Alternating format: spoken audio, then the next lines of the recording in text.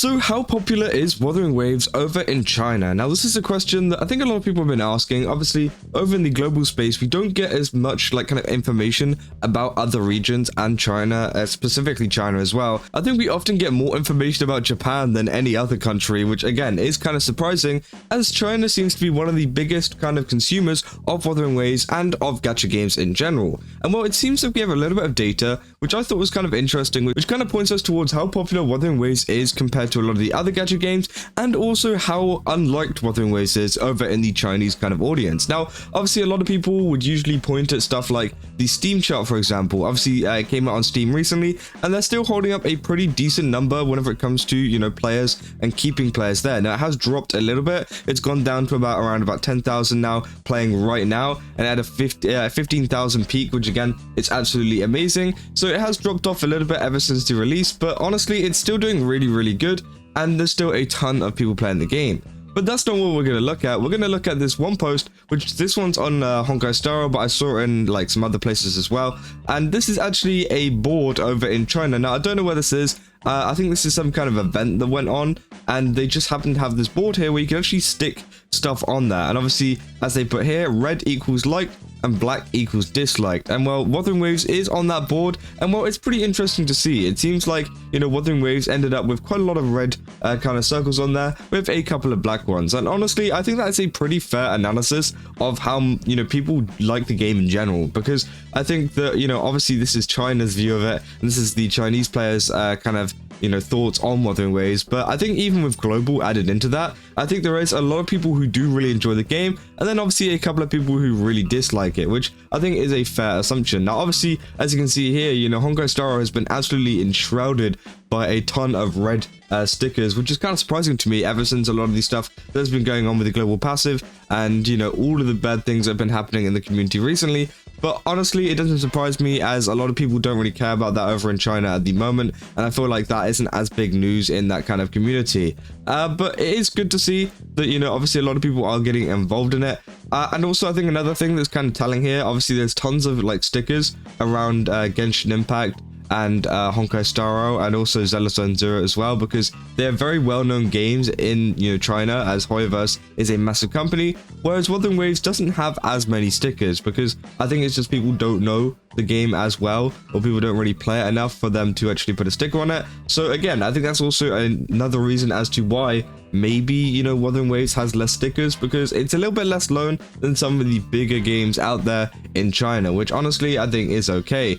And I think it is better to have like fewer but also more red stickers like on this one, rather than like one of these other ones over here that has like a thing like covered in black. Now, I don't really know what these games are. These are some other ones. I'm pretty sure that's Infinity Nikki, which again is kind of ironic, seeing as the fact that, you know, some things are going pretty bad with that one. But again, they got some other games here which are completely covered in black that I've never even heard of before. Fake Grand Order as well is over here too. It's got a couple of red, couple of black. So again, there are some that have been absolutely covered in black, which is kind of crazy to see. And, you know, thank God Wuthering Waves isn't there. And it seems like the overall view over in China of Wuthering Waves, you know, is positive. Now, obviously, is this the be-all and end-all of how, you know, popular these games are? No, of course not. Obviously, this is just a small group of people at some event somewhere. So again, you know, it's not the be-all and end-all of data. Maybe, you know, the rest of the Chinese audience think that Wuthering Waves is terrible or thinks it's great or whatever. And, you know, obviously that makes a difference to a lot of the data that we're seeing. But it does give you like a kind of sample of what people feel about some of the games. And obviously it's kind of surprising to me to see Honkai Star Rail so heavily in the reds and to see them so heavily liked. I get it is a great game still, and I still really enjoyed it whenever it came out. But, you know, through a lot of the updates and a lot of the problems that they've had, I would have thought maybe some people would have caught on to that, but maybe it's just not a thing over in China. And it kind of, you know, shows you a little bit of how, like, I guess, like, separate the two communities are, global and China, due to the fact that, you know, there isn't much kind of communication going on.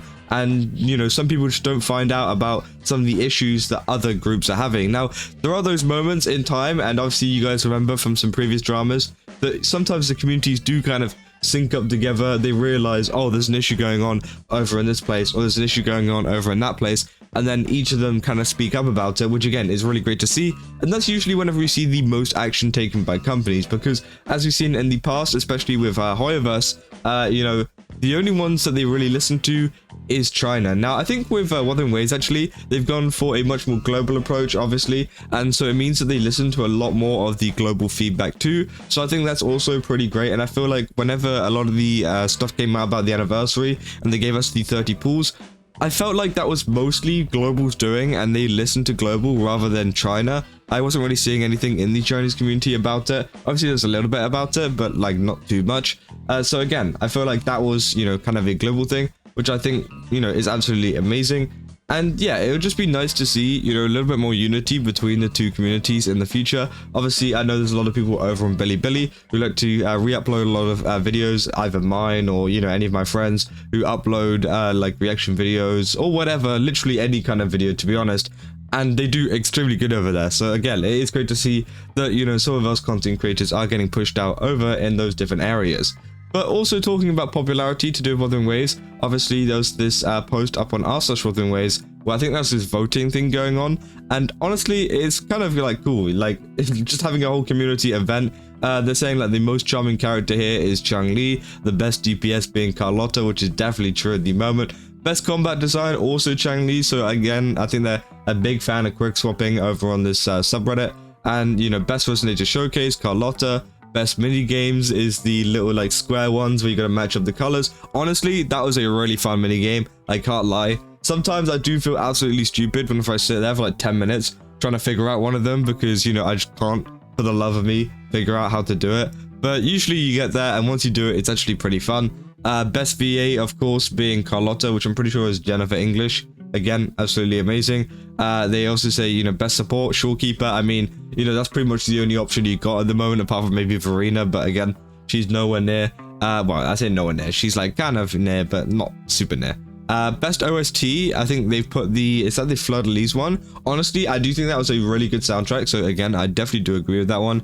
Best patch being the 2.0 patch, whenever 2.0 first dropped. Yes, definitely 100%. And then the community favorite is this NPC, which I don't know the meme behind it, but again, I do think it's quite funny. The fishy guy got bonked to the Hall of Fame. So again, that is great to see. Obviously, guess his wish comes true now after all them waifus are coming for him. Soon he'll be sleeping with the fishes. Obviously, Calcharo not even there, which again is kind of funny. And yeah, it just seems like a really fun community event that has been going on, and it shows you kind of the popularity of some of the things in Wuthering Waves as well at the same time, which honestly I think is great to see. I kind of think Camellia is still the best DPS though, especially paired with Sanhua. I don't have Rocha sadly, so I don't know how much better with her. Carlotta, Phoebe, Zani are a solid DPS sometimes. In certain situations, some outshine others, so can't say who's best in all situations, which is definitely true. I feel like, you know, a lot of these could be disputed, but I mean, at the end of the day, this is like most voted, you know? I don't think people saying is the best DPS the one that deals the most damage. I think it's a mix of like, do they deal a lot of damage? Are they good in a lot of teams? Are they very flexible? And, you know, do they look good in terms of character design? And I think Carlotta ticks all of the boxes for that. You know, she does a lot of damage. She's very versatile. She can be in a lot of teams, which again is absolutely great, and it allows her to do even more, which I think just makes her one of the best DPSs. Where if you compare her to someone like Jinshi, who also does a lot of damage, you know, there's only a few teams that you can actually use her in. I'd say a few teams. There's quite a lot of teams, but you know, there's probably less teams than Carlotta, which again makes her a little bit less flexible. But again, still, they're both pretty good. And it is based off of votes anyway, so it is literally just the most voted, rather than going like, this is the most statistically best one in terms of this, and this. It doesn't really matter at the end of the day, and I feel like a lot of people do get hung up over that. Even in fun events like this, you know, saying that, oh, this character does 15% more damage than this one. You know, we've had the whole drama that's been going on recently with all of the Zani kit. Again, we don't need another repeat of this. Obviously, saying I think I only disagree with the best OST one, but I wasn't there whenever the polls were taking place. Yeah, I wasn't there either. I didn't actually manage to get my votes in. But again, I feel like, you know, I actually agree with most of these, with a lot of the kind of, you know, best outfit design with Zani being there, you know, best DPS, best combat design. Honestly, I don't think I'd change any of these. Community favorite, maybe I'd change, I don't know. But again, it seems like that was a joke that's been going on in the community. But yeah, that's pretty much all of the popularity kind of things that have been going on in Wuthering Waves at the moment. I find it very interesting, this post in particular, just due to the fact of people, you know, kind of reacting to this. You know, people saying if Black is disliked, then whatever this one is so disliked, they blacked out the entire logo, which again is kind of crazy. It's called Three Kingdoms card game, which again, they say, what on earth did they do to manage that? Essentially, they immediately nerfed the equivalent of a 5-star. So yeah, they do not like that one. Again, I think it's so funny. They say, I like that March's face is still respected and given a red button nose, while everything else is free territory. And then obviously, yeah, they said, unfortunately, that didn't last long. They overtook it.